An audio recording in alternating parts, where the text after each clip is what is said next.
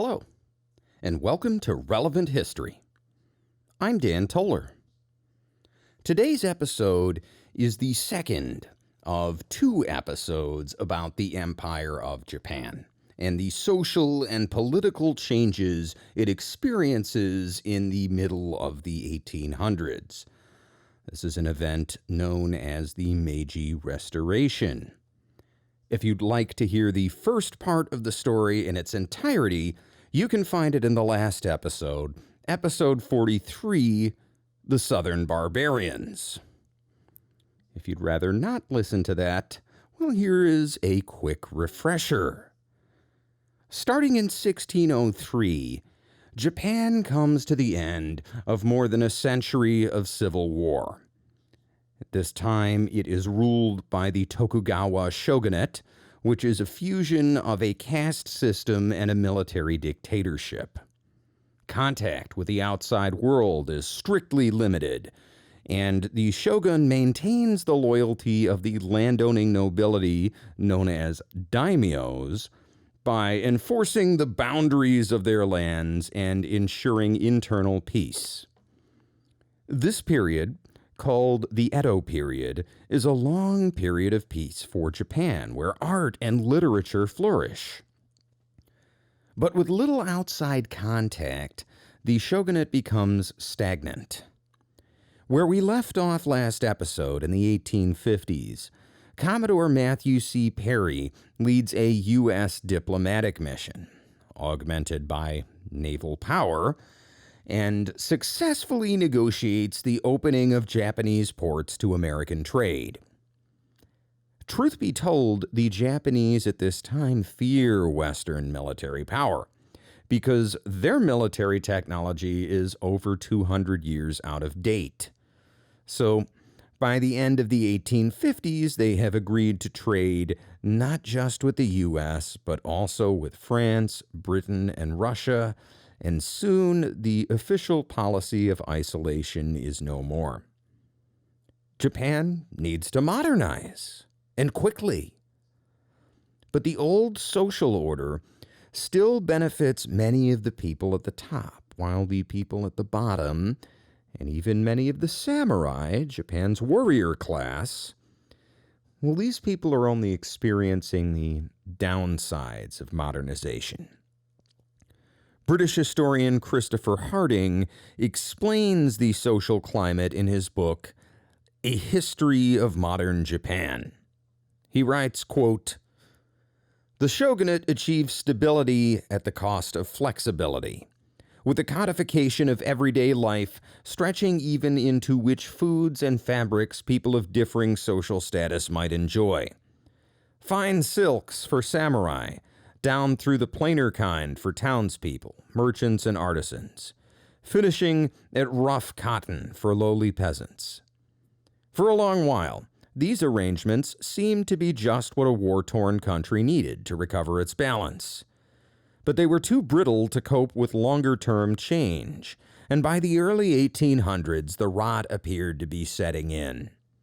Japan found itself beset by weak leadership and a flagging economy, alongside periodically failing crops.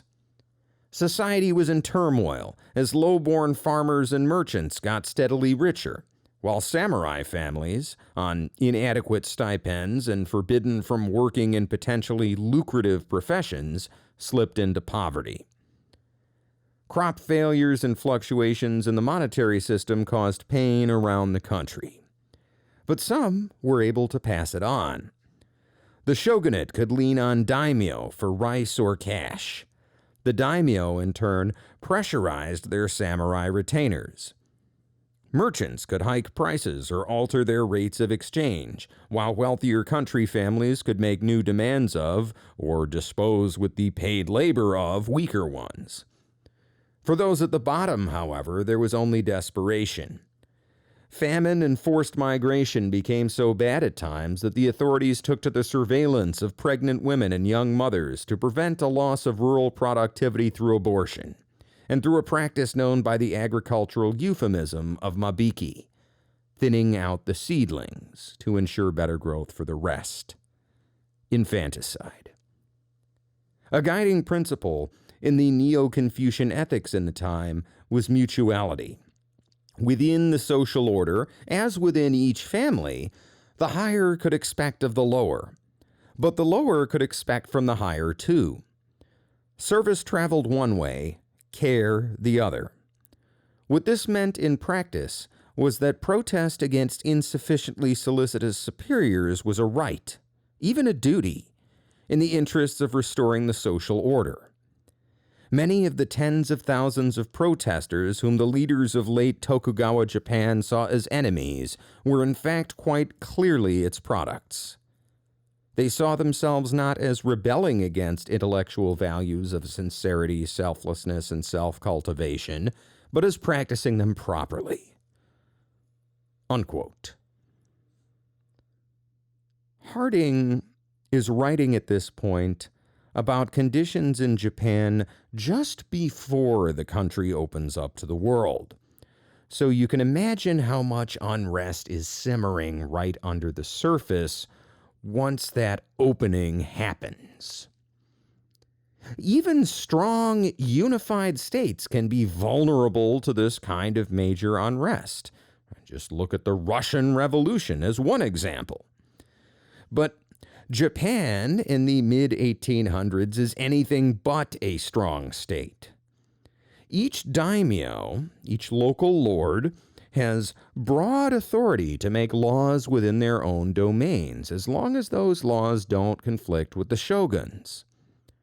More importantly, there is no single, centralized military command structure. Instead, the military still runs on feudal principles, with each daimyo commanding and equipping their own samurai. The shoguns have remained in power by maintaining the loyalty of enough daimyos that at any given time they control an overwhelming proportion of Japan's military. And since 1603, they've done a pretty good job. The vast majority of daimyos have benefited from a stable political system. Now, though, a number of daimyos are upset. See, when I say that the shogun is weak, what I mean is that the Tokugawa family is starting to lose allies. Opening Japan to the West is seen as a humiliation, and in some ways it is. For example, if a Western merchant or sailor commits a crime, they're handed over to their own consular authorities, not to the Japanese authorities. They are judged under Western laws, not under Japanese laws. And as a result of these kinds of embarrassments, a lot of formerly loyal daimyos are whispering among themselves about a change in leadership. There are also a few daimyos who have always hated the shogun, but have lacked the power to act. These are the daimyos whose ancestors were defeated by Tokugawa Ieyasu, the founder of the Tokugawa shogunate. And these individuals are mostly in the south of Japan. The most powerful are the Satsuma Domain on the southern end of the island of Kyushu, which is the southern island of Japan, and this Satsuma Domain actually dominates the Ryukyu Kingdom, which is a small island nation to the south that will eventually be absorbed into Japan. The island of Okinawa is part of the Ryukyu Kingdom. Another major opponent to the shogun is the Choshu Domain. This is on the southern tip of the main island of Honshu, just north of Kyushu. And the Choshu Domain also has a historic hatred of the Tokugawa family. They actually have a little ritual that's performed at dawn on the first day of the year. In this ritual, the daimyo's chief retainer will come to him and ask, "Has the time come to begin the subjugation of the shogunate, and the daimyo will respond with, "It is still too early." It's been too early for a long time now, but perhaps it will not be too early for much longer. Now, if you are a disaffected daimyo looking for an alternative to the shogun, you have a couple of choices. First, you could try to seize power for yourself, become the new shogun. But that would be a risky proposition, and the other daimyos would come together to block this kind of naked power grab. You'd never be able to get away with it. On the other hand, you could build a coalition of daimyo to challenge the shogunate, but this puts you back in the same place, right? Who would lead the coalition? If it's only one daimyo, it starts to look like a power grab again. If only there were someone else, some other leader you could rally behind. Someone who has legitimacy with the daimyos and the samurai and the merchants and the common people. Well, Japan does have such a person. The emperor. For centuries, the emperor has lived in seclusion in the city of Kyoto. He has an almost spiritual role in Japanese society, and the shogun officially rules in his name. I've heard some people describe him as being kind of like the Pope, but that's not even an accurate analogy, because the Pope gives speeches and goes on official papal visits to other countries, and the emperor does none of this. Right? When I say the emperor lives in seclusion, I mean that he lives in the imperial palace compound for his entire life and only speaks with family members and official retainers. In the 1850s, there's a movement to change this, and it starts with people called shishi. Shishi are political activists who promulgate a movement called sonojoi. In Japanese, sonojoi means revere the emperor, expel the barbarians. This is a brilliant slogan. It's an appeal to protect Japanese culture and heritage from what the shishi view as corruption. Many prominent people officially endorse the sonojoi movement, including the daimyos of those two anti-Tokugawa domains we already mentioned, Satsuma and Choshu. And those daimyos become important leaders in the movement. To complicate things further, the shogunate isn't actually ruled by the shogun at this point. If you remember from last episode, Tokugawa Ieyasu, the current shogun, is medically unfit to lead the country. So Japan is governed by a council of elders. In 1858, that council is led by a man named Ii Naosuke. Ii tries to cool the tensions, and he does this with a combination of accommodation and repression. On the accommodation front, he tries to strengthen ties with the Emperor Komei. That's the current emperor. In January 1858, for the first time since the founding of the Tokugawa shogunate, an official delegation arrives in Kyoto from the shogun. And this delegation is asking to consult with the emperor about what to do about the foreign merchants in all of their ports. This leads to a stream of delegates going back and forth between Edo and Kyoto. Ii is trying to keep the emperor on the shogunate's side, and that's not a guarantee. See, Emperor Komei has heard of the sonojoi movement, and for him, revere the emperor, expel the barbarians, sounds like a great idea. And anti-shogunate daimyos are also spending time in Kyoto, whispering in the emperor's ear. We talked about the government's accommodations to the Sonojoy movement. Well, what about repression? On that front, Ieyasu engages in something called the Ansei Purge. Between 1858 and 1860, over 100 prominent opponents to the regime's trade policies are executed, exiled, or put under house arrest. During this same time, the Sonojoy faction also grows bolder.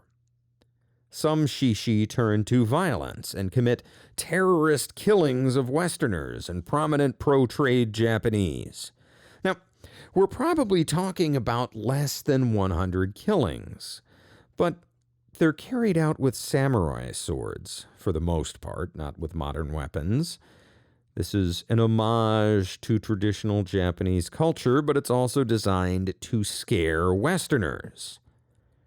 The idea that at any point you might be murdered in your sleep with a samurai sword is pretty terrifying. So, a lot of Western merchants start sleeping with loaded pistols under their pillows. On March 24th, 1860, the head of government, Ieyasu himself, will become a victim. He's surrounded by 60 bodyguards, walking towards the gate of the shogun's palace, when 16 Sonojoy samurai attack the guards at the front. They're not trying to cut their way through and kill him. Instead, the attack on the front of the guard formation is just a distraction. The real assassin is using a Japanese-made copy of an American Colt revolver. And as Ieyasu guards rush towards the attackers at their front, a 17th assassin approaches from behind, and with a single shot, he dispatches the undefended Ieyasu. It's interesting, even at this point, how much of a role religion has to play in what's going on.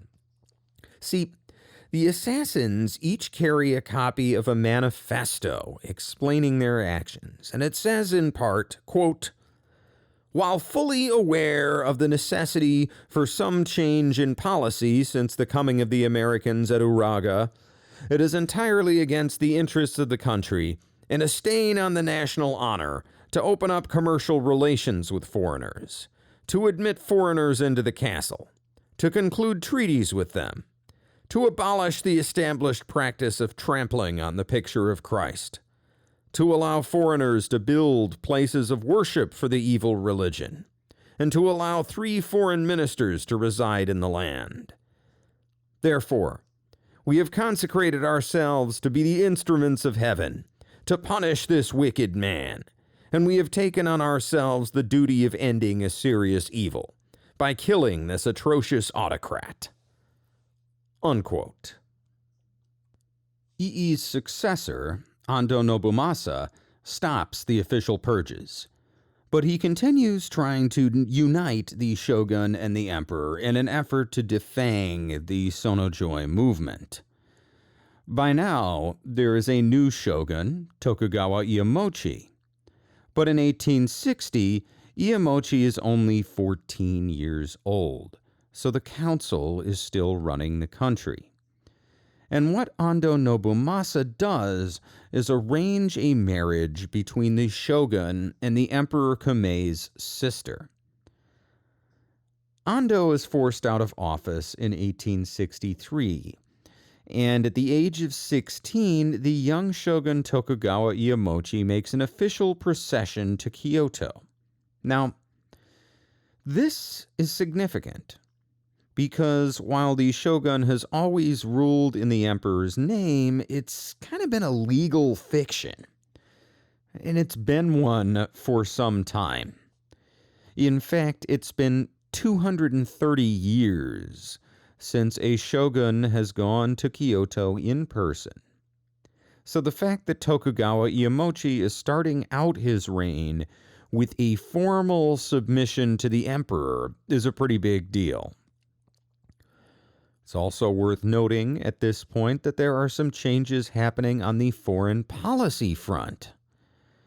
Despite being a smaller power, the United States has dominated Western relations with the Japanese during this period, but in 1861, the American Civil War breaks out, and American warships return to U.S. waters to fight the Confederacy. Well, nature abhors a power vacuum, and the British and French step in to fill the gap. And to put things in perspective, in 1863, some daimyos will start shooting at foreign ships again. And when the French and British invite the Americans to participate in a punitive expedition, the U.S. Navy can only send a single small ship, and this ship can't even keep up with the rest of the Joint Fleet, so to preserve American honor, its guns are actually transferred to a faster, privately contracted ship. This gives you an idea of how much naval power the U.S. is able to project during the Civil War, and it's not much. So for the rest of this story, when we talk about the West, we're no longer talking mainly about the Americans. We are mostly talking about the British and the French.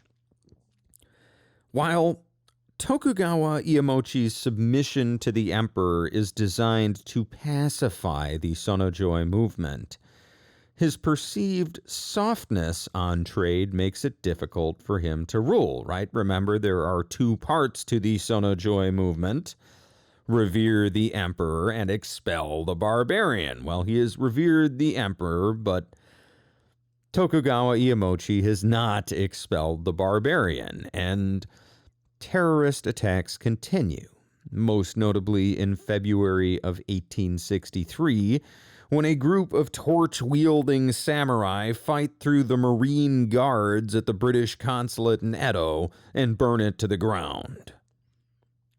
As I mentioned, there are some incidents of firing on Western warships. In 1862, the Satsuma Domain, right, that domain down on the southern island of Kyushu that is not terribly loyal to the shogun to begin with, well, the Satsuma Domain opens fire on some British ships. This is an incident that will become important because a year later, in 1863, the British will return and bombard the Satsuma capital city of Kagoshima. And an interesting thing happens. See, the Satsuma overlords may be supporters of the Sonojoi, revere the emperor, expel the barbarian, but their number one goal is the elimination of the Tokugawa shogunate. Everything else is kind of optional, and the British artillery that they have seen bombarding their own city, well, these are the best cannons they've ever seen, so they start to waffle on the whole expel the barbarian thing, and they open up a trading channel through a Nagasaki-based Scottish merchant named Thomas Blake Glover. And through Glover, the Satsuma Domain quietly acquires modern heavy artillery and rifles that are far better than anything the Edo government can put in the field. Instead of expelling the barbarians, the Satsuma Domain is directly trading with them. But then, also in 1863, the Emperor Komei issues a famous proclamation called the Order to Expel the Barbarians. This is the first official imperial proclamation in centuries, and it is in order to expel all foreigners from Japan within 2 months. The Tokugawa shogunate cannot comply with this. Not that they don't want to, not that it's impractical. They literally can't. They have trade treaties with all kinds of Western powers who will come back with guns, very angry if the shogunate does not hold up their end of these trade treaties, so they do not follow through on the emperor's proclamation. And this leads the Choshu Domain to launch their long dreamed of rebellion against the shogunate. They begin by opening fire on Western ships, using modern artillery and even steamships they had purchased from the United States. This leads to the combined English, French, American retaliatory strike I already mentioned.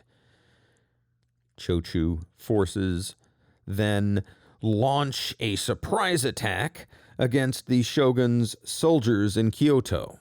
These soldiers are holding the emperor captive. They're officially just guarding him, but everybody knows they're there to make sure that the emperor is under the close watch of the shogunate and not one of these oppositional daimyos. Now, this Choshu attack on the shogun's soldiers fails, but in the process, a fire breaks out. And this happens a lot in Japanese history because so much of their architecture is wooden. The fire spreads, and it burns down most of Japan's ancient capital. The perpetrators are arrested, but when Tokugawa launches a punitive expedition against Choshu in 1866, it becomes obvious how woefully unprepared for war the shogun's troops are. Surprisingly, other than the Choshu Domain, all of the other daimyo are officially remaining loyal, even the daimyo from Satsuma. And the Imperial Army has around 100,000 men, against only about 4,000 Choshu soldiers. Now, you might think that that gives the shogun a winning advantage, but that's not exactly the case. See, by this point, the Tokugawa shogunate has expanded on their feudal army with a new conscript army. So for the first time in a very long time in Japan, you have ordinary people, non-samurai, taking up arms with the sanction of the government. And unfortunately, all the shogun has for these people are old-school muskets, which fire low-accuracy spherical projectiles, and they're woefully out of date by this time. The Choshu forces, on the other hand, have modern mini-ball rifles, which have better range and accuracy. Oh, and not all of the shogun's troops even have those cheap, outdated muskets. Many of them, possibly the majority of the daimyo's troops, are still carrying spears into battle. Now, the Tokugawa military leaders aren't completely incompetent. They know their army is outdated, and they've even instituted reforms. At this time, the French army is widely considered the best in the world, and the shogunate has brought in French military advisors to train and drill their troops. But at the time of this expedition, the French advisors have only trained around 900 men, and the rest of the core Tokugawa army is still using old, outdated tactics. Worse, the allied daimyos have their own tactics and equipment. Again, this is a feudal system. A lot of the shogun's troops are from these separate daimyos, and they all have their own way of doing things, so it's very difficult to get this army to coordinate and fight as a united whole. As a result, the punitive expedition is an unmitigated disaster. The Tokugawa forces are constantly outmaneuvered, and even when they're able to bring their superior numbers to bear, Choshu discipline and technology allows them to salvage a series of fighting retreats. Eventually, the humiliated Tokugawa army is forced to withdraw. And with the shogunate now looking weaker than ever, Choshu Domain joins the rebellion. Two major deaths also complicate things at this juncture. In August of 1867, the shogun Tokugawa Iemochi dies unexpectedly at the age of 20, and 29-year-old Tokugawa Yoshinobu takes the position. Only a few months later, in January of 1868, Emperor Komei contracts smallpox and also dies, and he is replaced by his 14-year-old son Mutsuhito, who will be known to history as the Emperor Meiji. This new emperor, the Emperor Meiji, is still too young to be personally involved in events. That will come later. But right from the outset, he is a rallying point for all the same people who had rallied behind the previous emperor, which means anyone who's not happy with Tokugawa rule. By that point, this includes many of the Tokugawa family's former supporters. They're exhausted after years of embarrassing failures. The new shogun, Tokugawa Yoshinobu, recognizes that he does not have enough support to militarily maintain his rule. And rather than risk full-on civil war, he abdicates the title of shogun on November 19, 1867. And there, things might have ended. But the Tokugawa family remains a regional power in Japan, and the various shogunal government apparatuses remain in place, so there is a chance that someone else, maybe even another Tokugawa, could step into the position. Moreover, the emperor has agreed to let Tokugawa Yoshinobu maintain temporary rule over the country while the daimyos meet and decide on a future form of government. And the daimyos might even have peacefully drafted a new constitution.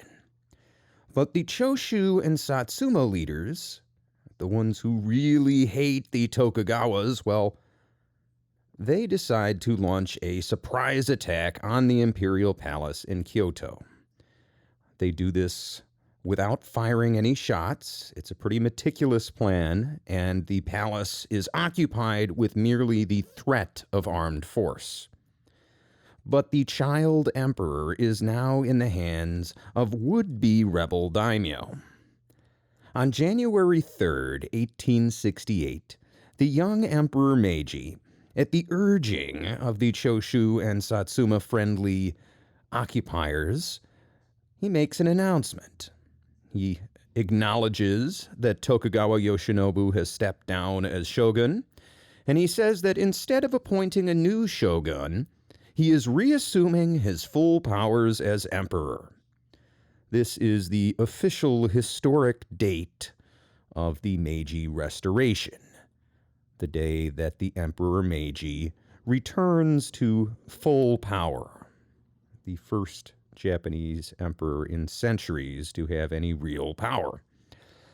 Unfortunately, this move only precipitates a civil war because Emperor Meiji doesn't just declare that he's taking back all of his powers. See, Saigo Takamori, who is the head of Choshu Domain's army, who is right there in Kyoto now, well, he is one of the most powerful figures surrounding the Emperor Meiji.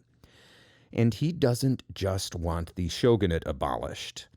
He hates the Tokugawa family. He wants their land seized. And this is also written into the emperor's announcement. So, instead of going along with the announcement, which he probably would have done, Tokugawa Yoshinobu refuses to accept it. And 2 weeks later, on January 17th, he formally announces his rejection. Now, Japan is suddenly plunged into a civil war between imperial forces and shogunate forces. This war is called the Boshin War because Boshin is the Japanese word for the year 1868. Once again, the Imperial forces are going to be better armed, not just with better rifles, but also with Armstrong field artillery. These are state-of-the-art cannons. Tokugawa Yoshinobu appeals to Western powers to stop trading with the rebels, but Britain, France, and the rest all adopt policies of neutrality. They're not going to take part in a Japanese civil war. They're going to trade with both sides. And despite all the rhetoric from the Imperials about expelling the barbarian, the Western powers know that's not going to happen. The Japanese need their trade. So they're hedging their bets, and they're making sure that they're on reasonably good terms with whichever side ends up winning. Unfortunately for the shogun, this means that the Imperial forces will maintain a technological advantage throughout all the fighting. For the first 10 days of the war, the two sides are in a standoff, with the imperialist troops occupying Kyoto and Tokugawa forces occupying nearby Osaka Castle. What happens next is described by American historian D. Colin Gendril in his book Samurai to Soldier, Remaking Military Service in 19th Century Japan. Gendril writes, quote, "The standoff ended on January 27, 1868, when Yoshinobu announced his intention to discuss Satsuma's treachery with the Kyoto court. He would make the trip to Kyoto accompanied by 15,000 men. The shogunate's infantry units probably made up about half of that total. 5,000 soldiers from Satsuma, Choshu, and Tosa were waiting for them at the two road junctions of Toba and Fushimi just south of the capital. The Kyoto court's army, as the rebel domains now styled themselves, repulsed poorly coordinated attacks at both positions. Tokugawa leaders exercised little or no command and control over their forces throughout the day. After the opening moves of the battle, there was no overall commander on the field, leaving the various units of the shogunal army to launch piecemeal attacks on their own. This poor coordination nullified any numerical advantage and allowed loyalist forces to shuttle troops from Fushimi to Toba and vice versa at will. The training, experience, and equipment of the shogunate's Western-style infantry units mattered little if commanders were unable to employ them to decisive effect. In the end, although Tokugawa forces held briefly against a late-day counterattack on the 27th, a series of loyalist attacks on the 28th and 29th sent them reeling back to Osaka. On January 30th, Yoshinobu and his closest advisors left for Edo by ship. The units remaining in Osaka were ordered to retreat to Edo as directly as possible. Although several hundred men managed to return to the east, the shogunate's ability to resist the loyalist challenge had completely collapsed." Unquote. Shortly thereafter, in March, Yoshinobu flees Edo as well, and by May, the shogunate's historic capital surrenders to imperial forces. Fighting continues in the north for several months, but by now, even the government's ministers have acknowledged the Emperor Meiji as head of state, and only a handful of daimyos continue to resist. On April 6, 1868, we have another historic date in Japan's history. This is the day that the Emperor Meiji takes something called the Charter Oath. In this oath, the emperor agrees to govern according to certain principles, and these principles will serve as the founding philosophy of the new Japanese empire. They are, quote, 1.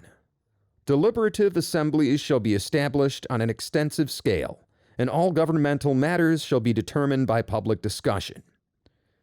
2.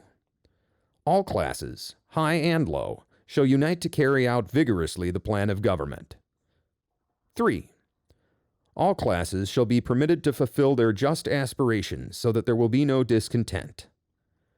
4. Evil customs of the past shall be discontinued, and new customs shall be based on the just laws of nature.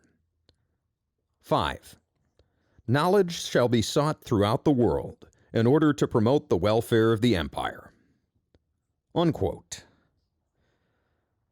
This is a far cry from revere the emperor, expel the barbarian, and it goes to show you just how much attitudes have changed over the past decade. The hardliners, who were willing to start a civil war to prevent foreign influence, are now saying that Japan needs to seek knowledge throughout the world, and they're doing it in their government's founding document. And I say they because remember, the emperor is only a teenager right now. So we can safely assume that anything he's saying is really coming from his advisors. Even so, this is a teenager with a ton of symbolic importance. In October, Emperor Meiji makes a triumphal march into Edo, symbolizing the downfall of the shogunate and the emperor's rise to true power. And during this visit to Edo, he gives the city a new name, Tokyo, which means Eastern Capital.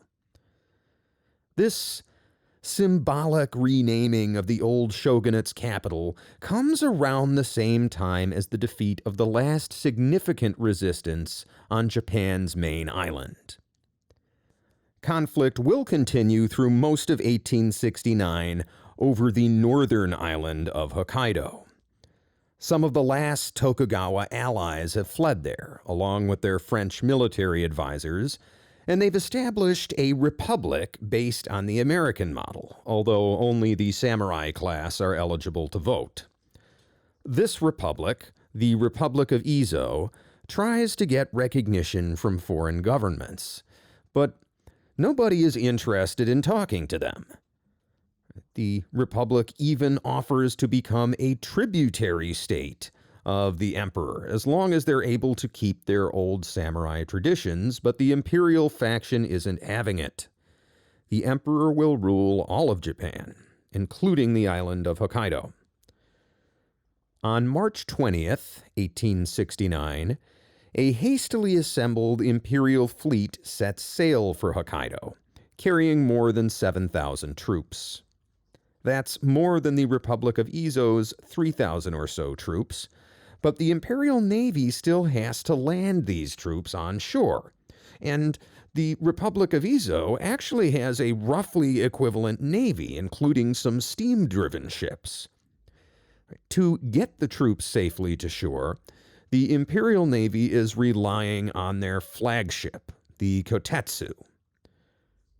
The Kotatsu is an ironclad warship of modern design. It was built by the French and was originally intended for delivery to the Confederate States of America before the French implemented a policy of not trading arms to the South. Following the U.S. Civil War, the ship was transferred to the United States government, who no longer needed it, so they sold it to the Tokugawa shogunate. But by the time it was delivered, the Emperor Meiji was in charge, and that's how the Imperial Japanese Navy manages to put an ironclad into service so quickly. Anyway, if the Republic of Ezo is going to stop the Imperial forces from landing, they'll have to stop this ironclad. And they come up with a plan that's so crazy, it might just work. They decide to sail their flagship, the Kaiten, right up to the Kotatsu, board it, and take it for themselves. They actually have a French advisor named Henri Nicole, who had seen the Kotatsu being built in the French shipyard and is familiar with the general ship type. He's going to help them to run this ship once they capture it. And to catch the crew of the Imperial flagship off guard, the Republic of Ezo is going to use a little bit of trickeration. In his book, Admiral Togo, Nelson of the East, British author Jonathan Clements describes this battle, called the Battle of Miako Bay. There are a couple of characters in this quote that are worthy of explanation. The first, Kalash is Eugene Kalash. This is a French advisor who helped to plan this battle and who commands the Takao, which is a smaller ship that accompanies the Kaiten in its attack. The second character worth mentioning is Togo. This is Togo Hihachiro, who will one day become a Japanese national hero as an admiral in the Russo-Japanese War.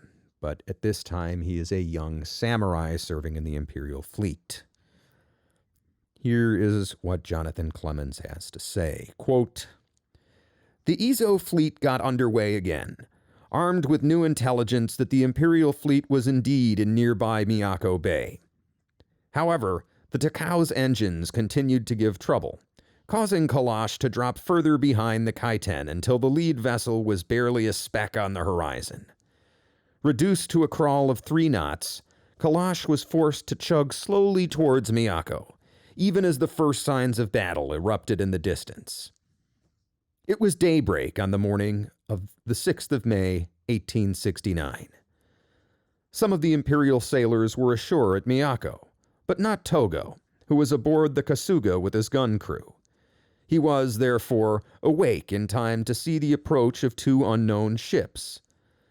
The foremost was flying the Stars and Stripes.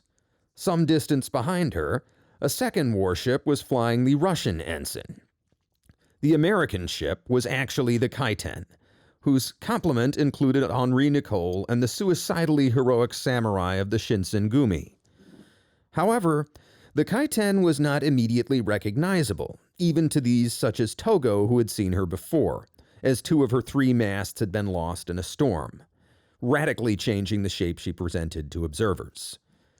After the choppy waters of the previous night, the sea was once again calm, and a bright spring sun turned the polished steel and brass of swords and machinery into dazzling sparkles of light. As the American ship came perilously close to the Kotatsu, she ran down her U.S. flag and replaced it with the chrysanthemum and star of the Republic of Izo.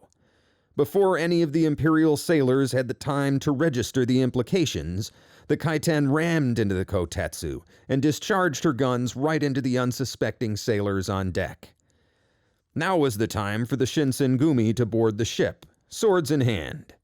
However, Henri Nicole's role as advisor and expert, while well-intentioned, had failed to inform the would-be hijackers of the relative height differences between the 2 ships.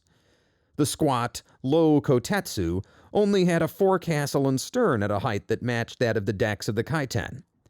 As a paddle steamer with bulky wheels at her sides, the Kaiten could not come directly alongside, but was instead forced to ram the Kotatsu at an angle.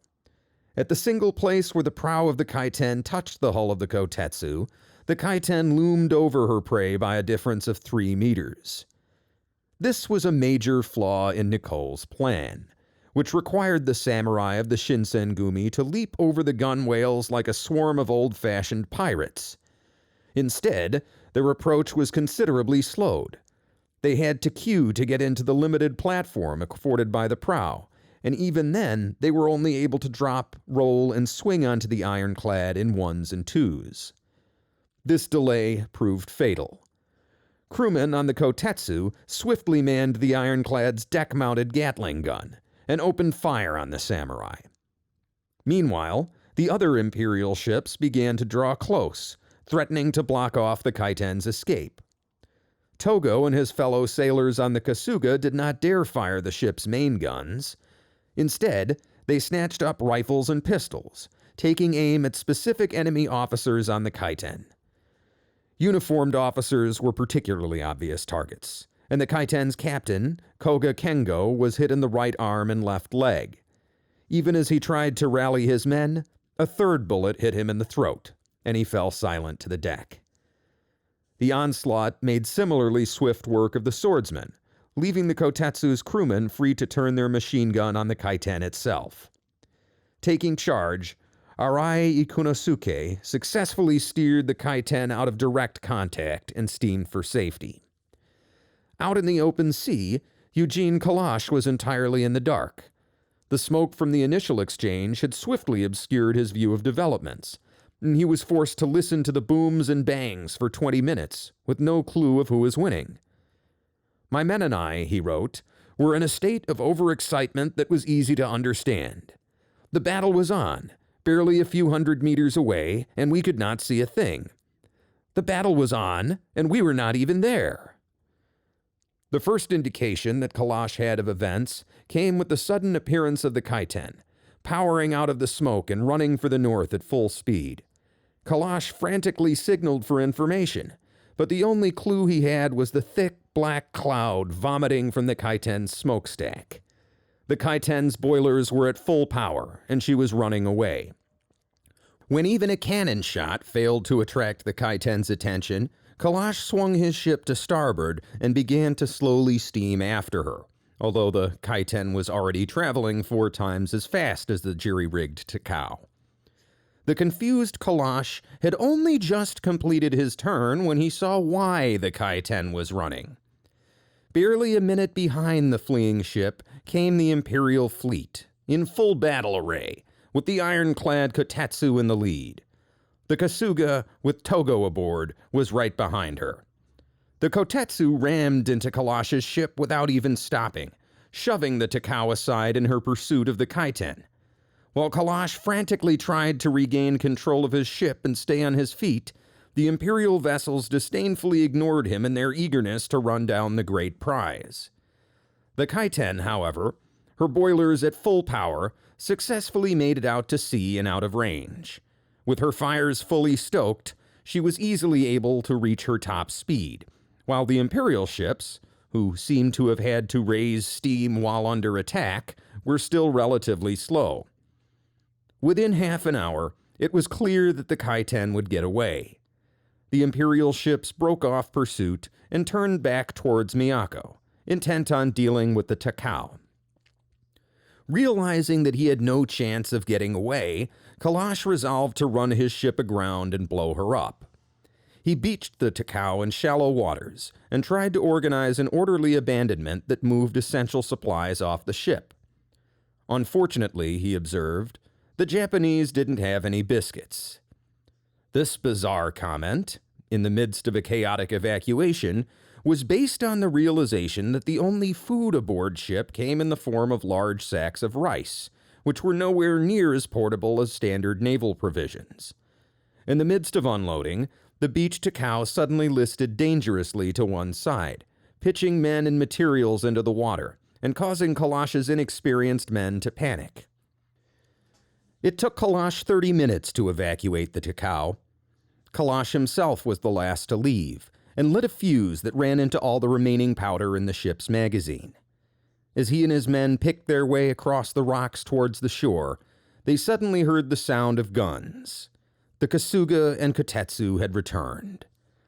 As Kalash and his 70 men scrambled for safety under fire, the Takao exploded in a massive column of fire and smoke. Unquote. The loss of the Takao, a single small ship, does not end the hopes of the Republic of Izo.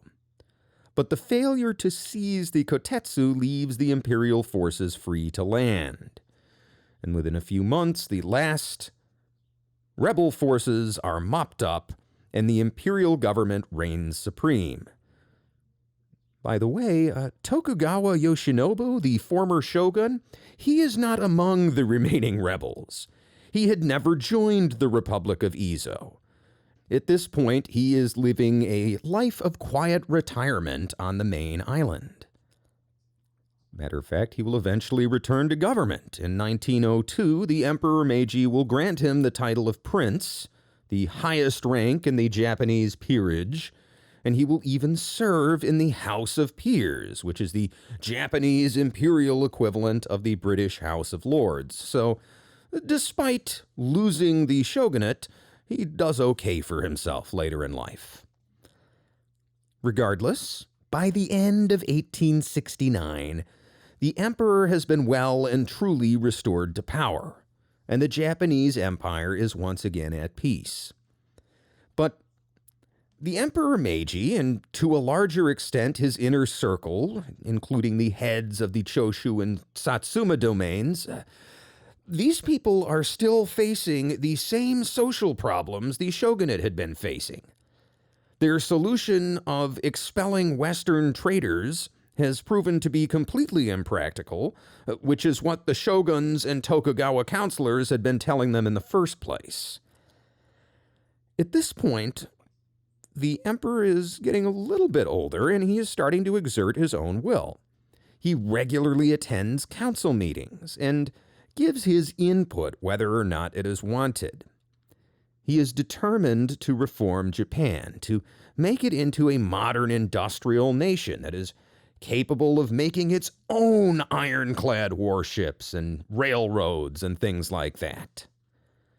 At the same time, it's tough to say how much power the emperor actually has. See, the move to Tokyo has scattered the old imperial court. So instead of working with the courtiers he's known all of his life, Meiji's government is instead made up of major daimyos who had supported the winning side. There are several influential leaders from the Satsuma and Choshu domains in particular. A lot of the problems that follow are a result of how the government is organized. The emperor is head of state and theoretically rules as a complete autocrat.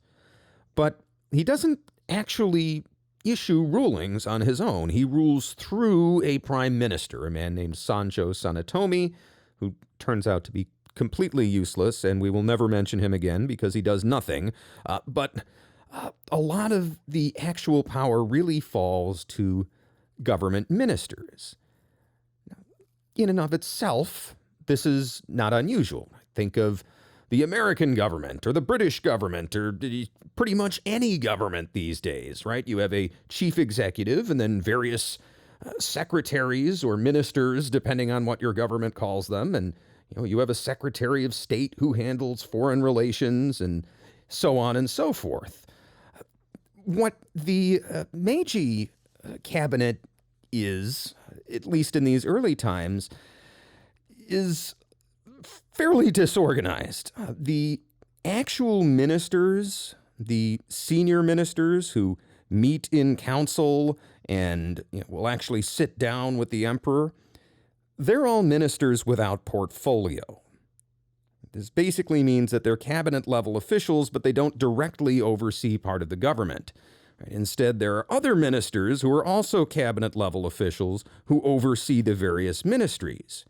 These are the people who actually oversee the day-to-day operations of the government, but they're not the ones sitting on the council with the emperor. So when the emperor sits down and meets with his top people, he's not meeting with any of the people who actually run the government.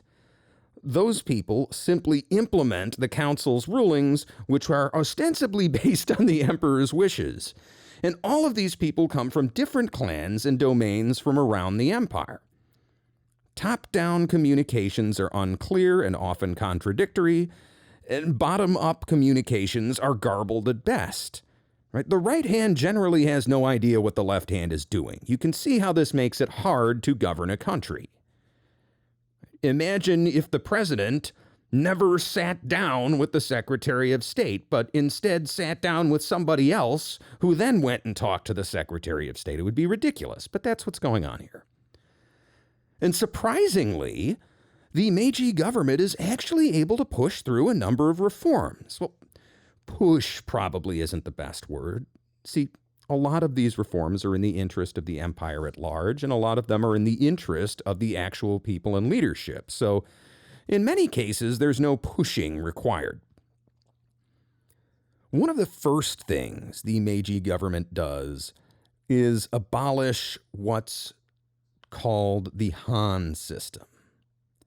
The Han system is this old feudal Japanese system where the various daimyos rule more or less independently over their own domains, or Hans. Instead, the old Hans are now going to be ruled directly by the emperor as imperial prefectures. This process actually starts to take place during the Boshin War. It begins in 1868 with the seizure of the Tokugawa lands and those of their allies, accounting for about a quarter of Japan right there. Then, in 1869, the leaders of Choshu and Satsuma domains do something that shocks everybody. They voluntarily hand over title of their lands to the emperor. Fearing to appear less loyal than the leaders of the imperial cause, all but 14 of the leaders of the other domains do the same thing. Then the emperor puts out a decree seizing the lands of those remaining 14 daimyos and threatening to seize them by force if the daimyos don't comply. Now, at first glance, it seems bizarre that the daimyos would go along with this, but it's all been worked out in advance. See, the emperor can't possibly administer all of Japan by himself. That would be too complicated. Right? Instead, there's going to be a governor for each prefecture. And after all, we have all of these daimyos who are intimately familiar with their prefectures, so now the daimyos are going to become civil governors. And there's a little bit more in the deal to sweeten the pot for both sides. If you're a daimyo, you don't just get to keep governing your lands. You also get a tax break. Taxes in Japan at this time are paid in rice, and traditionally each domain has owed the shogun 10% of their nominal rice production. This nominal production is what the province theoretically should be producing. But if there's a flood or a drought, or there's some kind of fungal outbreak, the rice crop is going to be less than the nominal production. So during the hardest years, even when people are starving, the daimyos have needed to pay the full tax. They've had to come up with that 10% of the full nominal amount. And now taxes are going to be 10% of your actual production. So if there's a crop shortage, your people aren't going to be subjected to further suffering. To sweeten things for the emperor, and indeed also for the common people, the position of governor is non-hereditary. The existing daimyos can continue in their roles and enjoy their public salaries, but as they age out, they're going to eventually be replaced, at least theoretically, by a merit-based system. The idea is that this will slowly phase out the old ruling families and keep traditional clan rivalries from causing friction within the new government. All of this is good for the former daimyos and for the country overall, but it leaves out one huge group of people, the samurai. Without the feudal system, who is going to pay their salaries? You might think that the solution is simple. The samurai are professional soldiers, so why not just form a national army made up entirely of samurai? Well, during the Boshin War, both sides tried this. And the problem is that with a modern army, you need more troops than just your samurai, so you end up adding a bunch of conscripts.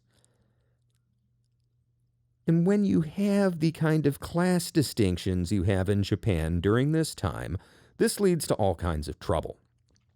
In the Boshin War, you have segregated forces with separate samurai and non-samurai military units. And the samurai refuse to take on certain jobs that they consider beneath them. And they insist on wearing nicer uniforms, and the whole military organization gets bogged down in questions of social status. And the new government responds to this by trying to alleviate some of the social questions. They elevate the common people in certain ways. For one thing, the commoners are now allowed to use their surname in public, which was never allowed under the old caste system. The old sumptuary laws, those are the laws regulating which classes of people can wear what clothes, those are abolished. There's also mandatory education. We talked in the last episode about the Japanese being amongst the most literate societies on Earth, especially in the 16 and 1700s. But by this time, in the West, it is not just the elite that are getting educations. In more and more places, ordinary, everyday people are sending their kids to school. This is a new thing back then, but the result is that literacy rates are skyrocketing in the West, and the Japanese literacy rates have been stagnating. Well, they're going to fix that. They are going to send all Japanese children to school, just like in the West. A modern nation requires an educated populace, and the Meiji government wants their children to be every bit as educated as British, French, and American children. What we're looking at is partly a response to modern realities.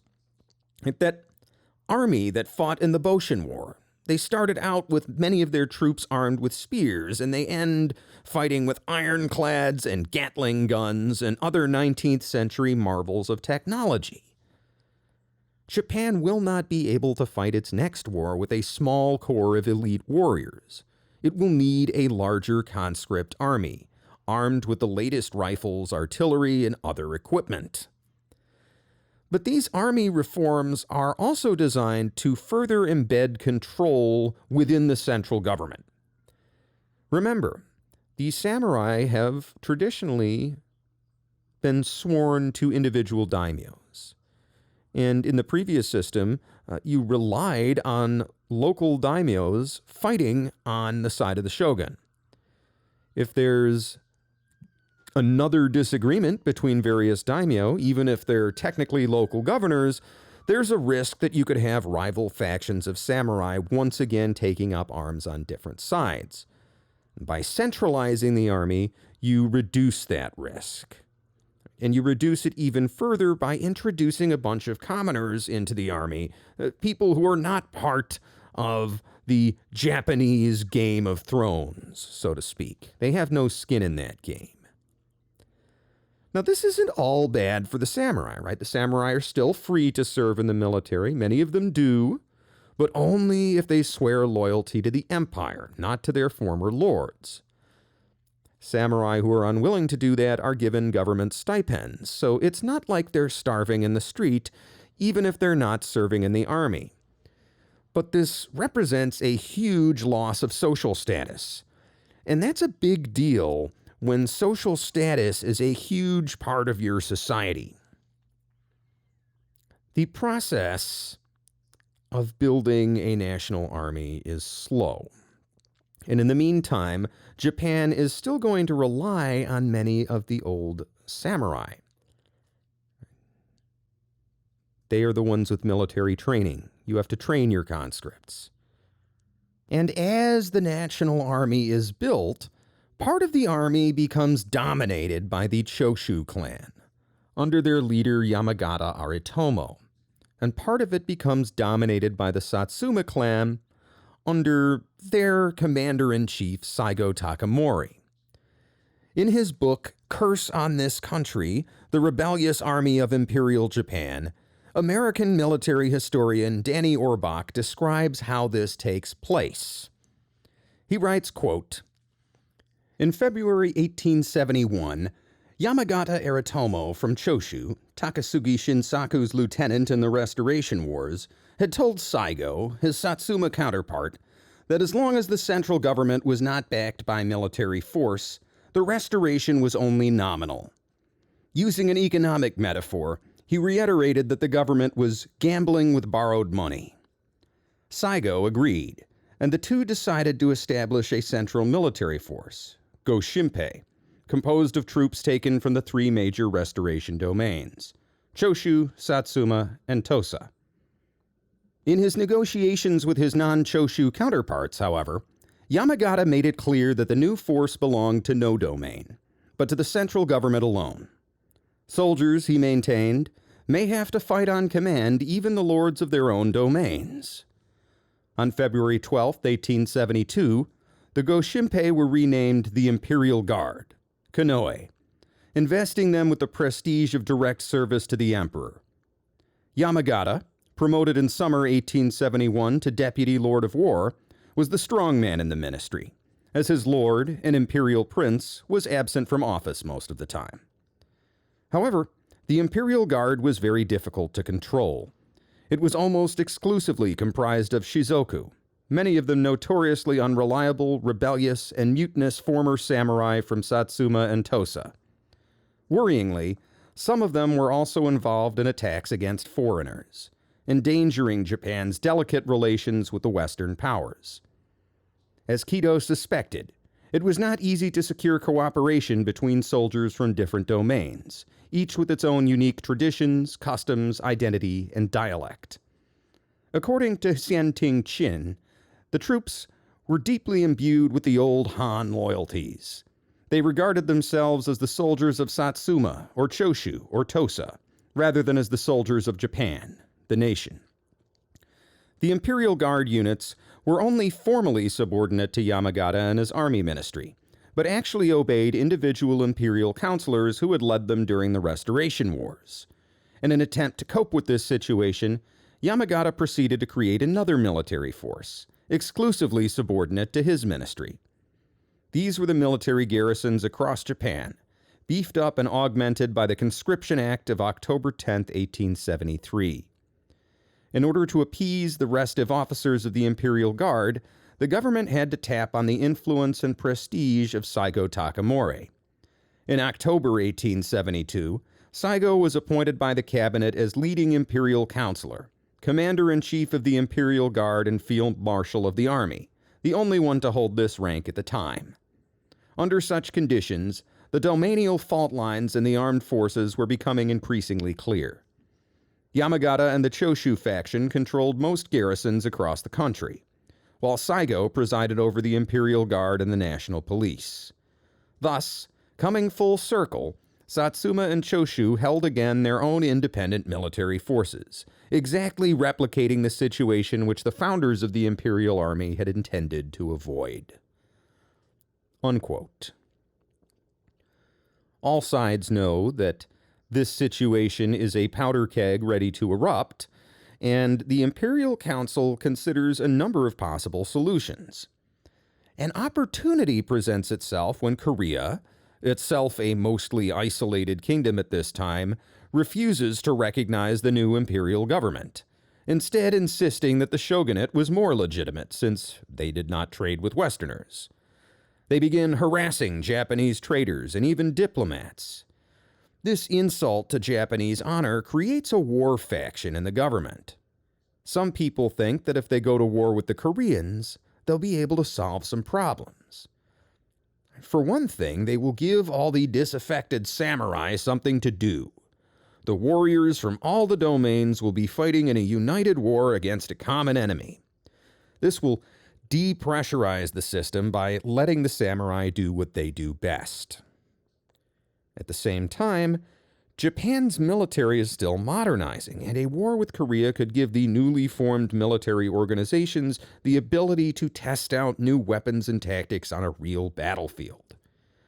Most importantly, a foreign war would keep the Choshu and Satsuma domains from turning against each other and maintain the domestic peace.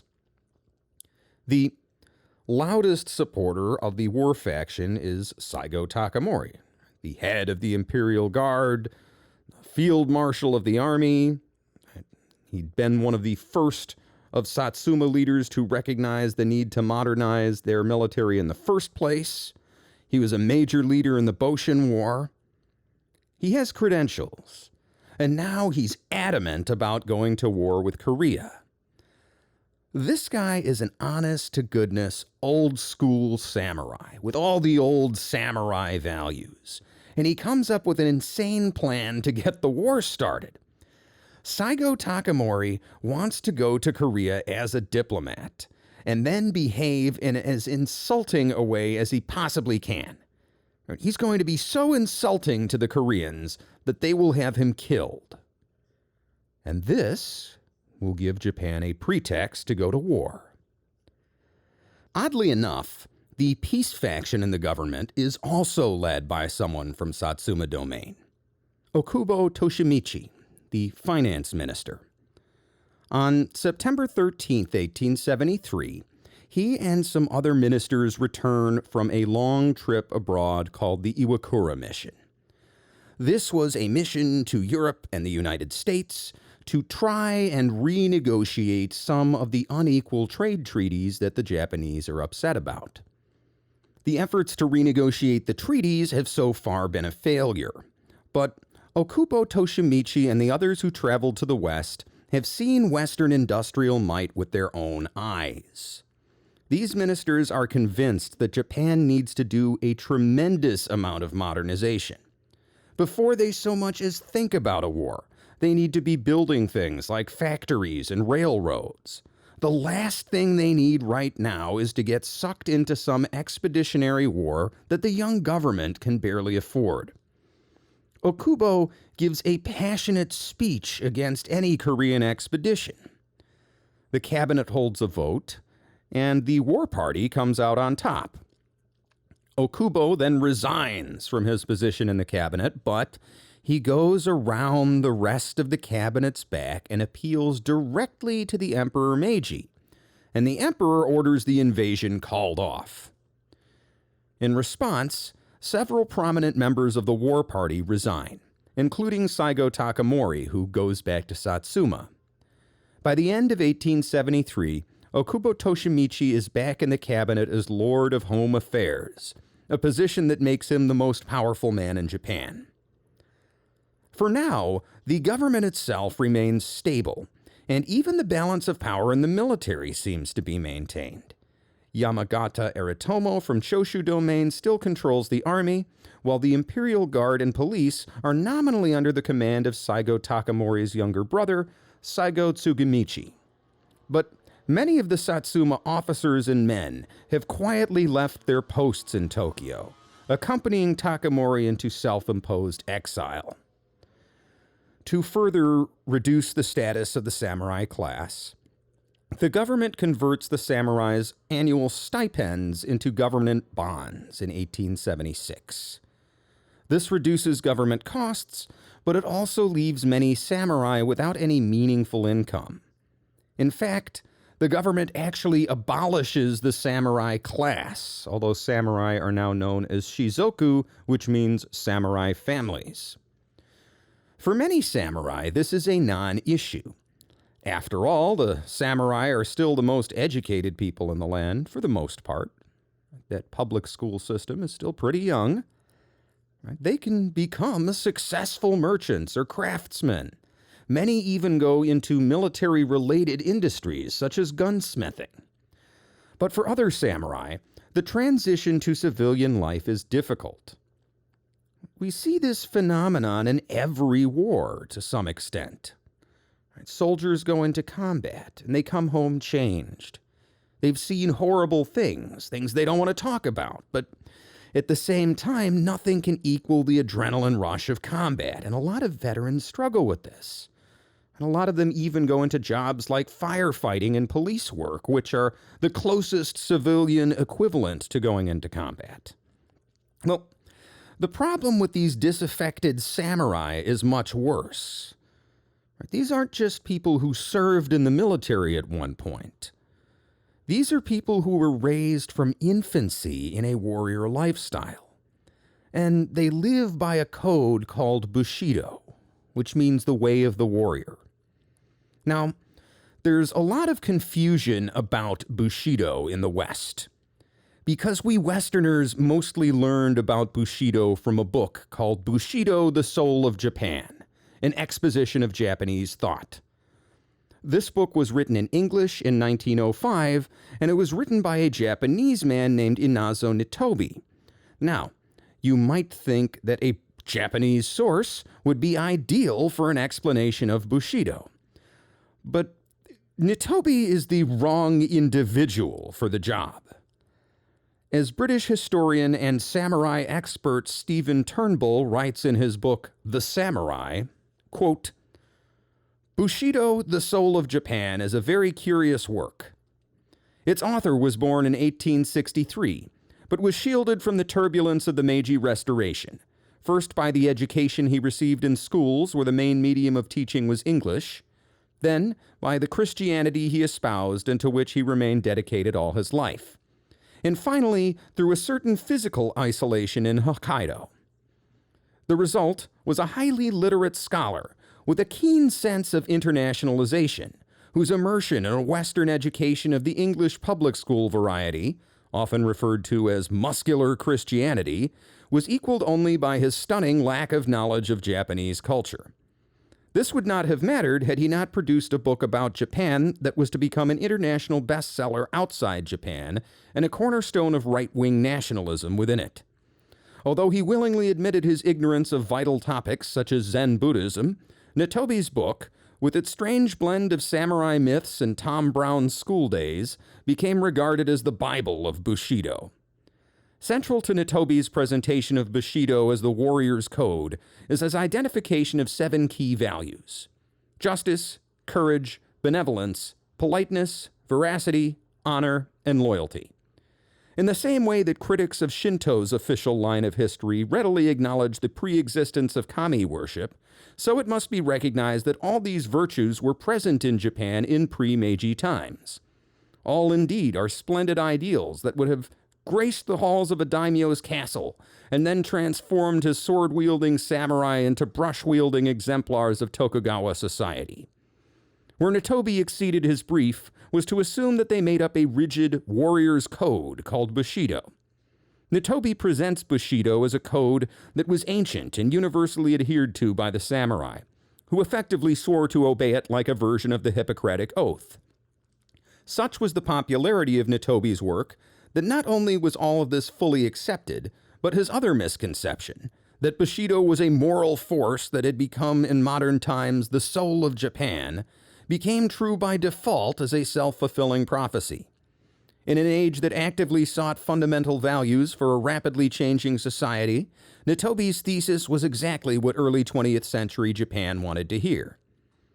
Prior to Nitobe, a wide range of expressions, all meaning the way of the warrior, may be found in the literature, such as Shido and Budo.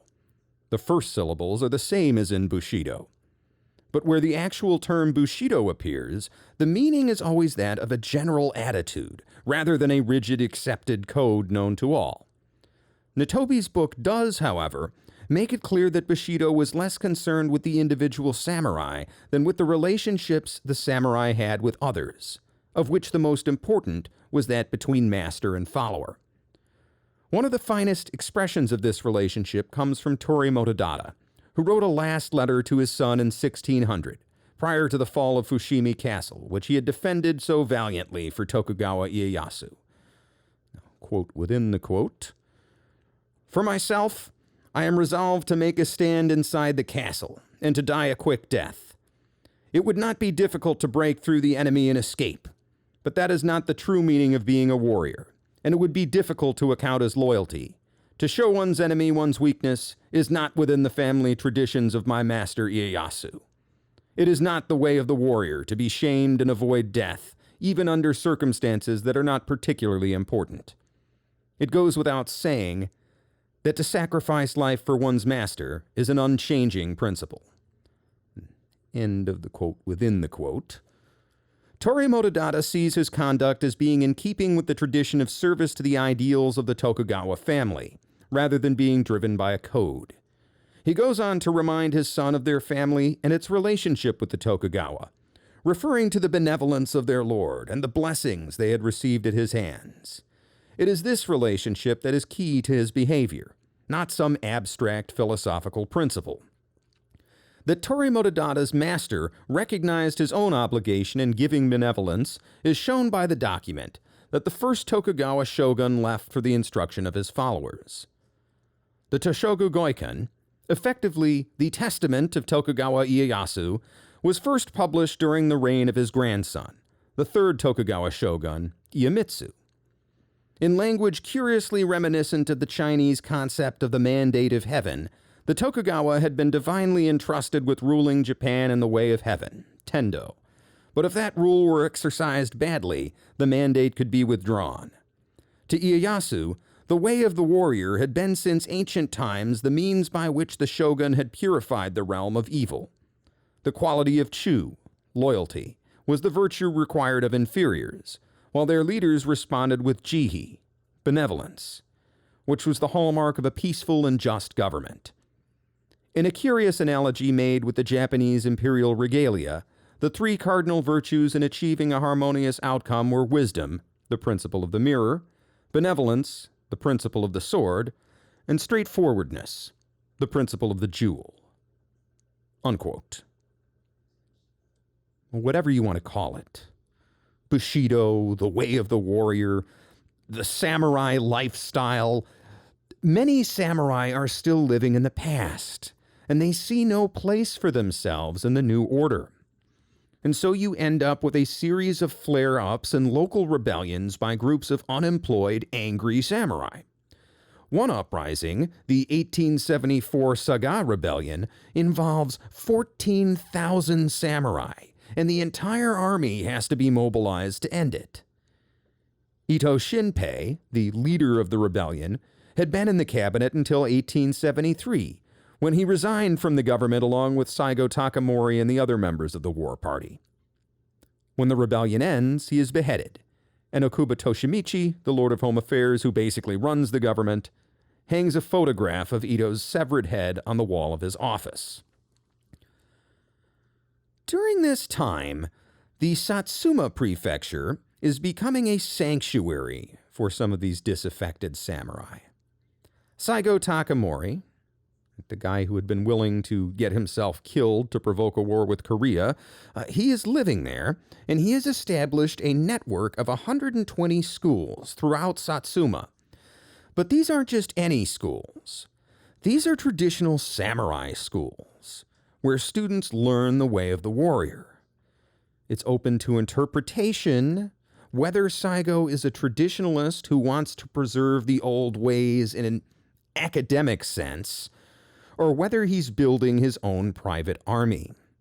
But it's significant that all students at the schools swear an oath to be faithful to Satsuma until death, and they sign this oath in their own blood. Even more samurai flocked to Satsuma in 1876. That year, the imperial government officially bans everyone other than police and regular army from carrying weapons in public.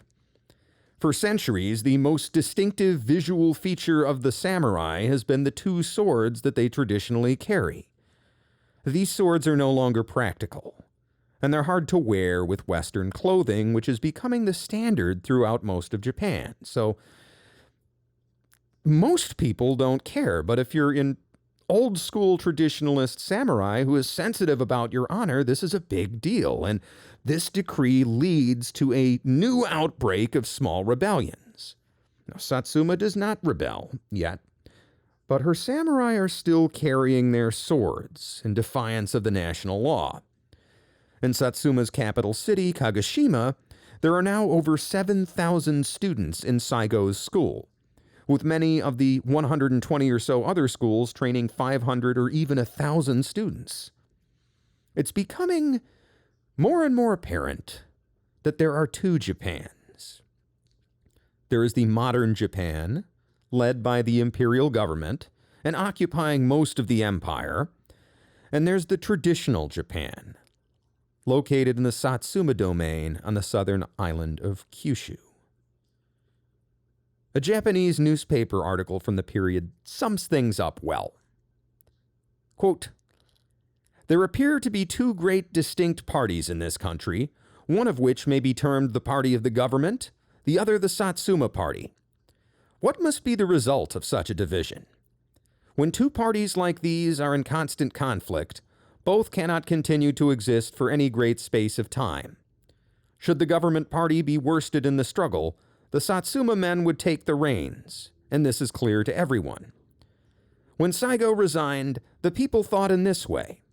Saigo's views differ from those of his colleagues, and he has resigned because it would be incompatible with his sense of honor to remain with them. This act does not spring from any want of interest in political affairs, for if the other counselors of state had said that they would adopt his views, he would probably have remained in office. But as the government again and again had to induce him to return to Tokyo, the people argued that Saigo was not desirous of working with the present cabinet. It is clear, therefore, that the Satsuma party has its own designs and is averse to the present government. There are minor parties in the country, such as those which contend for a return to the feudal system. But their only chance of obtaining their wishes and aims is to unite with the Satsuma party. Thus, we may expect that all the disaffected will be found in Kagoshima. What is going on in Kagoshima, and what is Saigo doing, are the principal questions asked by the people. If the government wishes to preserve peace in the country, what policy should it adopt? As we said before, both parties cannot long exist." Unquote. What is going on in Kagoshima? To find out, the national government dispatches a team of police investigators to infiltrate the Kagoshima school. At the same time, a naval force is dispatched to the arsenal at Kagoshima. This arsenal is full of rifles, ammunition, and even artillery, and it nominally belongs to the national government, but the officials in charge of the arsenal are all Saigo's men. The plan is to go in and empty the arsenal quietly overnight and sail away with the contents before daybreak. But the plot is discovered, and thousands of Saigo's students riot. They prevent the national troops from seizing the arsenal and instead raid it for themselves. The Kagoshima school now has the same weapons the national government is using. A few days later, one of the police investigators at the Kagoshima school tells one of his friends what he's up to. The friend turns out to be a spy for the school, and on February 3rd, 1877, Saigo's men capture and torture the police to find out what they're up to. One of them finally confesses that they were sent to assassinate Saigo Takamori. Now, this is almost certainly not true. People will say anything under torture if they think that what they're saying will make the torturer stop. But it's enough that Saigo's followers believe that there is a threat to their leader. Copies of the confession are printed and distributed throughout the 120 branch schools, and even shown to Saigo Takamori himself. Since resigning from the government in 1873, Saigo has been living a quiet life, and has been careful not to say or do anything to encourage his followers to revolt. He's spent much of his time fishing, reading poetry, and engaging in other apolitical pursuits. He seems to have been biding his time, and historians disagree about what he's been planning with this private school system. The most plausible explanation, at least in my opinion, is that he's not planning a rebellion. He's building his strength and waiting for a foreign war to break out. If Japan goes to war with Korea or China, he can take his private army to the front, win glory on the battlefield, and with that prestige, he'll be able to take control of the government by legal means. Part of the evidence for this is that there don't seem to actually be any plans for a rebellion. Saigo is an experienced military man, and the idea that he would start a rebellion without planning it first, figuring out logistics and things like that, well, it seems pretty far-fetched. But when he is presented with a signed confession stating that these police were sent by the government to kill him, he's understandably furious. Even so, he does not rebel against the emperor. He plans to appeal directly to the emperor and force the Lord of Home Affairs, Okuba Toshimichi, who had sent the police, out of the government. Okuba will doubtless try to interfere with Saigo, so Saigo doesn't go to Tokyo alone. Instead, he calls up all of his samurai, along with his students from the schools, those who are qualified, and marches towards the capital under arms. Even at this point, he's not in official rebellion.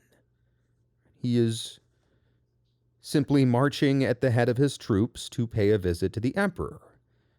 And to signify this, he actually wears his old field marshal's uniform, given to him by the national government. Now, Saigo can't simply march his army to Tokyo. Tokyo is on the main island of Honshu, so he's going to need ships to get there. And the closest place he can obtain sea transport for an army is at the port city of Nagasaki in northwestern Kyushu. Kagoshima is all the way down in southwestern Kyushu, so Saigo has to march his 15,000-strong army across the length of the island. And in between him and Nagasaki stands a single imperial garrison at Kumamoto Castle, which is about halfway between Kagoshima and Nagasaki. This garrison had recently suffered serious losses in a suicide attack by rebel samurai, so Saigo expects the garrison of 3,800 men to simply let him pass. Instead, when he arrives outside Kumamoto, the road is blocked by Imperial troops. Before I go any further, I do want to clear up a misconception. I've already talked a lot about weapons and how the rebels have seized rifles and ammunition and even artillery. But there is a strong public perception in the West, in particular, that this civil war, known as the Satsuma Rebellion, is fought between fully modernized regular army troops and a bunch of nostalgic fools with samurai swords. Personally, I blame the Hollywood movie The Last Samurai, which combines the Boshin War and Satsuma Rebellion into one and uses a bunch of made-up characters instead of real historical figures. That annoys me. Are Saigo's men carrying swords? Absolutely. But they carry them for close quarters fighting. Their primary weapon is their rifle, just like the Imperial troops. These are not stupid men. Now, most of them have older muzzle-loading Enfield rifles, but some of them are carrying the newer model breech-loading Snider rifles. The problem is not a lack of proper equipment. It's a lack of raw numbers and ultimately a shortage of ammunition. On February 19th and 20th, the two sides face off. Ultimately, the Imperial forces are the first to open fire on the morning of the 21st. But Saigo's troops quickly force them back into Kumamoto Castle. This is an ancient stone fortress, and while Saigo does have some artillery, he doesn't have enough to blast the castle into rubble, so he opts to surround it instead. Saigo Takamori does not have time for a long siege. Imperial troops are already on their way from the main island to reinforce the garrison. The clock is ticking. At the same time, the castle's defenders have made their position clear. If he can't defeat them, Saigo can't simply go on to Nagasaki and sail to Tokyo. The castle could be used as a base for more Imperial troops to gather and then launch an attack on his capital at Kagoshima. So, Saigo divides his army. He sends 3,000 men to the northwest of the castle and 2,000 to the southeast to attack in a pincher movement. He holds 3,400 men in reserve to follow up on any penetration into the castle. The rest of his army is in the countryside, in smaller groups, patrolling the roads and keeping an eye out for any Imperial reinforcements. The attack begins on February 22nd. First, Saigo orders messages to be sent to the castle, offering safe passage for anyone who surrenders.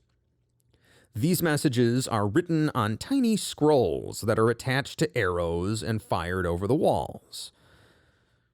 This is outdated, but it's a traditional Japanese way to exchange messages during a battle.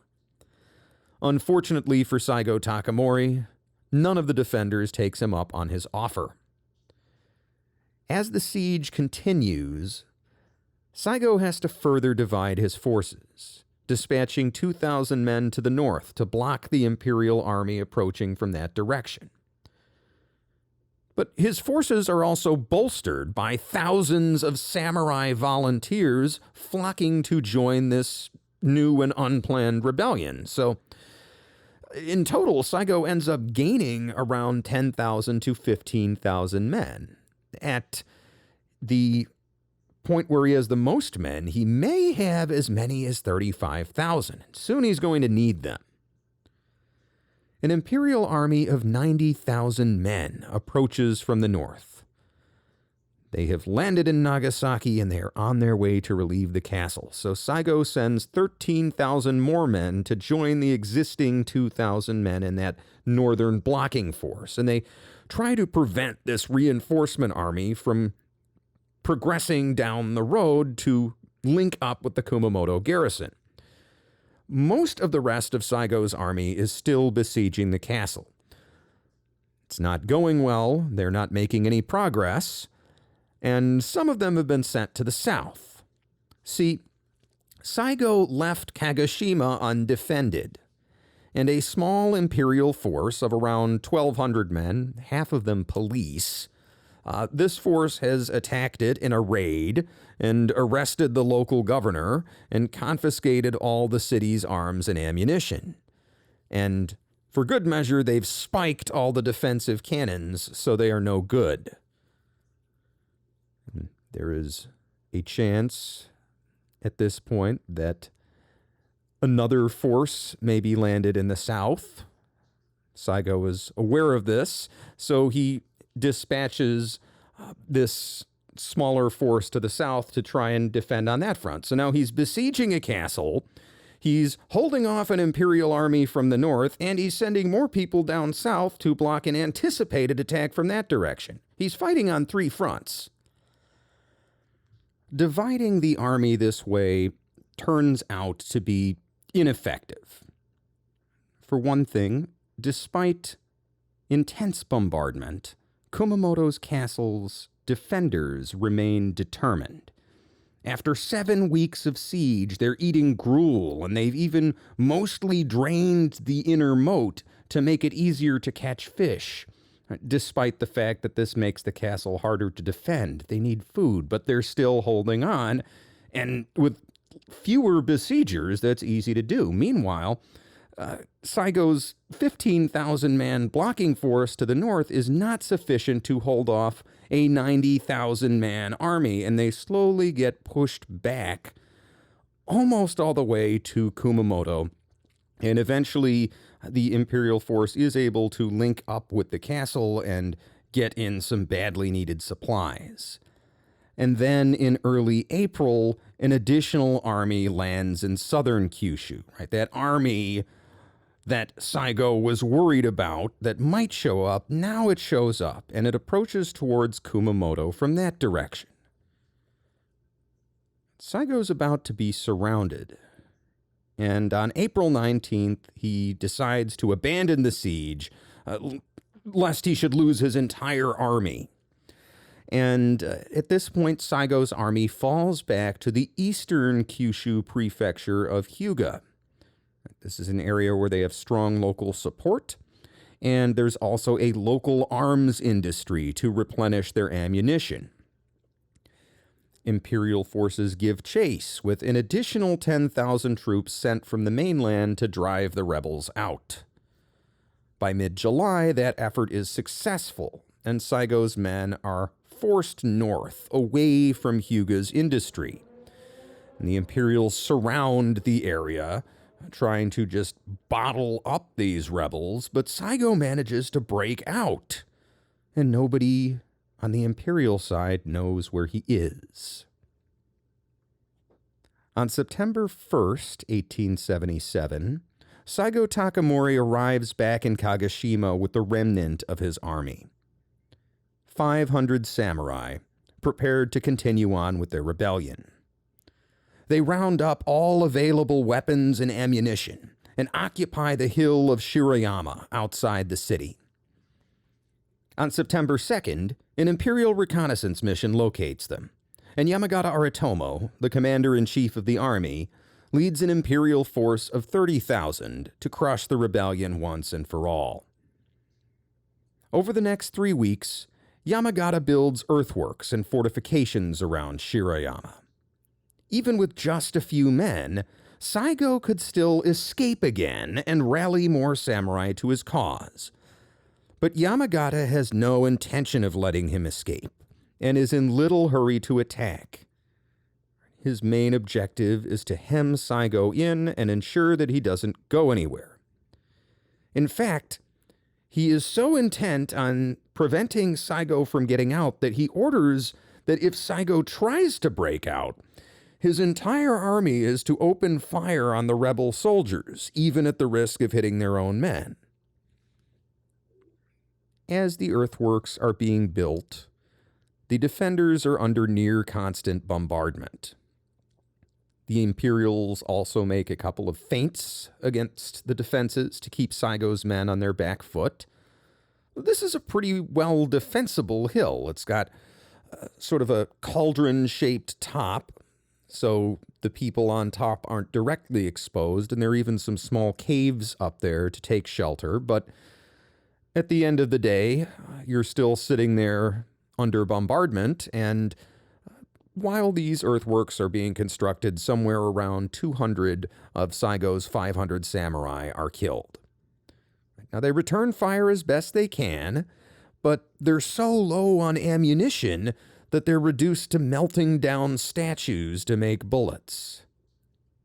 Those wounded, who are unlucky enough to require amputation, are forced to make do with a carpenter's saw, because that's all they have. Oh, and of course, food is a constant concern. On September 23rd, the preparations for attack are finally complete, and the Imperials send Saigo an offer of unconditional surrender, which he refuses. That night, Saigo Takamori prepares himself to make a last stand. He plays the lute and performs an ancient sword dance. He even writes a poem. Quote, "If I were a drop of dew, I could take shelter on a leaf tip. But, being a man, I have no place in this whole world." Unquote. The assault comes early on the morning of September 24th, 1877. In his book, The Satsuma Rebellion, an episode of modern Japanese history, British diplomat Augustus H. Mounsey describes the final assault. Quote, "Before dawn on the 24th of September, a tremendous shower of shells was poured on the summit of the hill, and under its cover and in the darkness, the assaulting parties quickly scaled its slopes. They reached its brow almost without loss, and thence fired volley upon volley with deadly effect into the rebel camp. Deceived by the previous feints, the rebels had been taken unawares and unprepared for a serious attack. Their batteries were seized, and their gunners cut down at the first onslaught. Their guns were turned upon themselves. They resisted, as far as any men could resist, with their small arms, but the contest was too unequal to last. Saigo was amongst the first to fall, wounded by a bullet in the thigh. Thereupon, Hemijurida, one of his lieutenants, performed what samurai consider a friendly office. With one blow of his keen, heavy sword, he severed his chief's head from his shoulders in order to spare him the disgrace of falling alive into his enemy's hands. This done, Hemi handed the head to one of Saigo's servants for concealment and committed suicide. Saigo's head was buried, but so hurriedly that some of the hair remained exposed, and it was subsequently discovered by a coolie. Unquote. The last 40 samurai are out of ammunition and completely surrounded. In a last desperate act of defiance, they draw their swords and charge their 30,000 attackers. And every one of them is mowed down by Imperial Gatling gun fire. Say what you want about the old feudal system and its corruption. These men were true believers. They were fighting for ancient traditions, the way of life that they and their ancestors have lived for generations.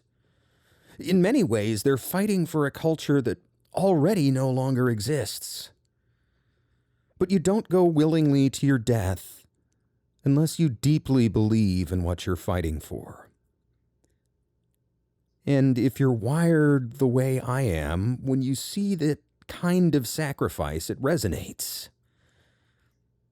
You don't want to think that these people gave their lives for nothing. Well, they didn't. At least, not exactly. Saigo Takamori's rebellion is the last samurai uprising, and it marks the end of the samurai era. But it also marks the beginning of something new. There's another influential statesman, a man named Itagi Taisuke. Itagi is a politician, not a fighter, and he's refused to fight in any rebellions. But as the head of the Society of Patriots, a political party, he wields great influence. Even in the midst of the Satsuma Rebellion, the Society of Patriots, which is made up mostly of former samurai, sends an official letter to the emperor. There are many complaints in the letter, all about the government, and none about the Emperor Meiji himself. I'm not going to read the whole thing, but they're actually calling for democracy. Remember, the first part of the emperor's charter oath, the oath he took in 1868, reads, "Deliberative assemblies shall be established on an extensive scale, and all governmental matters shall be determined by public discussion." Here's what the Society of Patriots has to say about that. Quote, "The samurai of Japan form a class that has existed since the Middle Ages. They were controlled by feudal lords, and their spirit of patriotism, though confined to their own provinces, was noble. They possessed great virtues. They hated the idea of disgrace. They were faithful to their lords, and they interested themselves in the affairs of their respective clans. The lord of a province and his chief advisors were restrained from acts of oppression by the watchfulness of the samurai of the clan, who could compel their feudal lord to transfer his duties to another member of his house, or enforce the resignation of an official. Since your majesty took the administration into your hands, the feudal system has been abolished, and the samurai are no longer required. But the samurai still retained their rank, and a certain portion of their rights, in consideration of their being superior to the common people in education and knowledge. Steps should therefore be taken to render the people, by education, the equals of the samurai, so that they may be able to take the same interest in the affairs of their country and advance in happiness. This is the will of your majesty. But not only are the people prevented from taking any part in government, but efforts are being made to bring down the samurai to the same slavish level as the lower classes. No matter how cruel or despotic the edicts of their rulers may be, they are expected to make no remonstrance. A great mistake has been made in endeavoring to lower the samurai to the level of the common people. Encouragement should have been given to the latter to raise themselves to the level of the samurai. Instead of this, the government has acted in a directly contrary manner. Great consideration should be given to this question. The samurai have always taken part in the administration of the affairs of their various clans, since the commencement of the feudal times. Their minds have thus been familiarized with political matters, and they are not content to be deprived of all their prerogatives. Although their services may be no longer required, their minds remain unchanged. It is owing to this that nearly all the insurrections that have taken place since the Restoration have been caused by the samurai. To raise a rebellion is undoubtedly wrong, but that the samurai should be driven to do so is certainly due to some mismanagement on the part of the government. This is the present condition of Japan. Public opinion is in no way consulted. Efforts are made to hold both the samurai and the common folk in absolute slavery. They are granted no political rights. They have no control over their own welfare. What does your majesty suppose is the cause of all this misery?" Unquote. In May 1878, less than a year after Saigo's last stand, the tyrannical lord of home affairs, Okubo Toshimichi, is riding in a carriage from his house to the imperial palace. As the carriage passes through a wooded valley, two samurai, disguised as peasants, suddenly draw swords, hamstring the horses, and kill the driver. 4 more samurai rush out of the woods and attack the carriage. Okubo raises his hand over his head to defend himself, but the first sword stroke cuts it off and puts a gash in his skull. He falls to the ground and is killed by a violent flurry of stabs and slashes. The samurai run off, later turn themselves in and confess. These are former samurai of Saigo Takamori, and they have taken their revenge. Ironically, Okubo's body is discovered by Saigo Takamori's younger brother, Saigo Tsugamichi, who you will recall had remained loyal to the government. More reasonable ministers take control after Okubo's passing, and they start to consider more drastic reforms. Itagi Taisuke's party, the Society of Patriots, becomes part of a broader reform movement called the Freedom and People's Rights Movement. This movement pushes for broader political reforms, which culminates in 1889 with the signing of the Meiji Constitution. The Meiji Constitution establishes a very limited democracy, and in practice, only wealthy men are able to vote, and most control remains with the oligarchy and the military. It won't be until the end of World War II that Japan becomes a true liberal democracy. Even so, the Meiji Constitution represents a huge step forward for the Japanese people. It guarantees freedom of speech, assembly, and religion. It establishes legal due process and guarantees freedom of movement, the freedom from unreasonable search and seizure, and many other rights. In the same year, 1889, only 12 years after the end of the Satsuma Rebellion, the Emperor Meiji issues an official pardon for Saigo Takamori.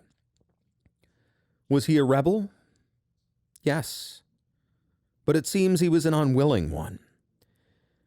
And when he fought for traditional Japanese values. So even as the emperor inaugurates a new, more egalitarian era, he uses this pardon to pay respect to the samurai and their ancient history.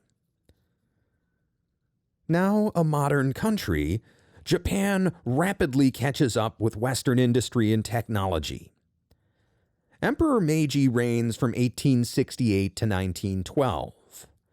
And if you went into a long Rip Van Winkle-style sleep in 1868 and woke up in 1912, you would barely recognize Japan. Here are a few numbers that I've blatantly cribbed from Wikipedia, but they're a good way to illustrate Japan's growth in that time. In 1868, Japan produces 1,026 tons of silk. In 1912, they produce 12,460 tons. In 1875, Japan only produces around 600,000 tons of coal. In 1913, they produce 21.3 million tons. In 1873, Japan has 26 steamships in her merchant fleet. In 1913, they have 1,514 steamships. In 1872, Japan lays its first 18 miles of railroad track. By 1914, there are over 7,100 miles of Japanese track. This is an incredible transformation. Arguably, the Meiji Restoration and the Meiji period more broadly represent the most impressive deliberate reform of a government in human history. But nationhood is about more than just a country's government or its industry. It's about culture and history, language and religion, art and music, clothing and tradition. Saigo Takamori and his samurai represent all of those things. And they're still regarded as heroes by many Japanese today. And that's why their story is relevant.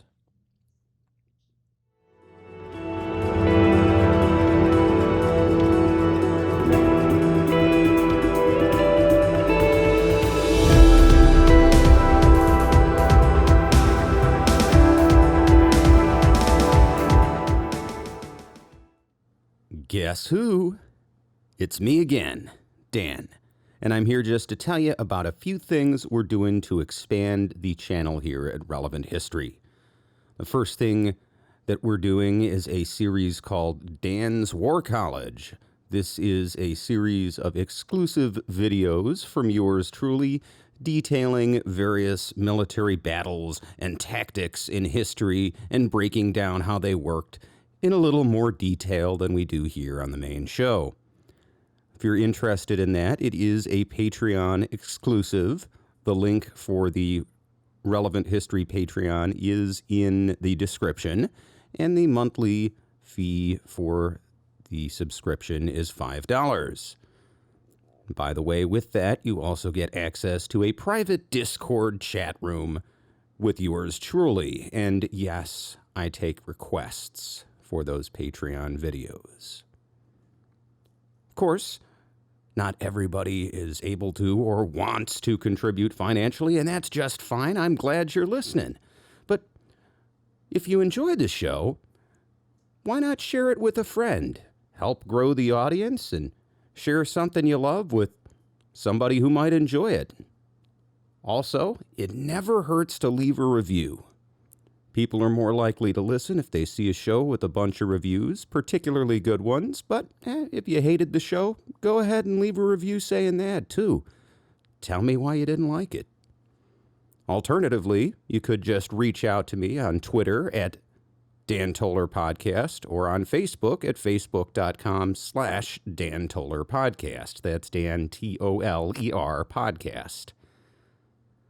You can also reach me at dantollerpodcast@gmail.com if you think that I've made an error in one of the episodes or you just wanted to say hello. Finally, to find all of my episodes with links to all the various subscription services and podcast feeds, as well as my blog, which I have not updated in ages, but you never know.